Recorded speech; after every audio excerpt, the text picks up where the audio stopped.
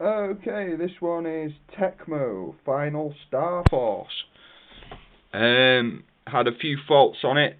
ROM board connectors needed reflowing top and bottom. These two customs needed reflowing all round, and also this custom needed reflowing. That's it. Let's fire it off.